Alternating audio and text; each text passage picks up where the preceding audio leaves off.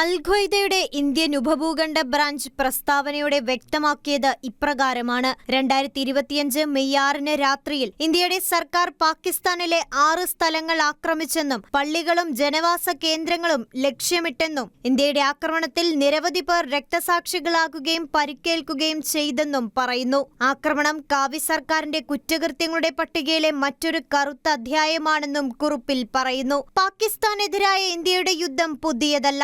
വർഷങ്ങളായി അത് തുടരുകയാണ്. ഇന്ത്യയിലെയും കശ്മീരിലെയും മുസ്ലിങ്ങൾ വളരെയധികം അടിച്ചമർത്തലുകൾ അനുഭവിച്ചിട്ടുണ്ട്. സൈനിക, രാഷ്ട്രീയ, സാംസ്കാരിക, മാധ്യമ മാർഗങ്ങളിലൂടെ തങ്ങളെ ഇല്ലാതാക്കാൻ മോദി സർക്കാർ ശ്രമിക്കുകയാണെന്നും പ്രസ്താവനയിൽ പറയുന്നു. തങ്ങൾക്കെതിരായ അതിക്രമങ്ങൾക്ക് പ്രതികാരം ചെയ്യുമെന്നും പ്രസ്താവനയിൽ പറഞ്ഞു. പ്രത്യാക്രമണം ഇന്ത്യക്കെതിരായൊരു ജിഹാദാണെന്ന് ഞങ്ങൾ വ്യക്തമായി പറയുന്നു. ഉപഭൂഖണ്ഡത്തിലെ എല്ലാവരും അടിച്ചമർത്തപ്പെടുന്ന ജനങ്ങളെ പിന്തുണയ്ക്കണമെന്നും കുറിപ്പിൽ പറയുന്നു.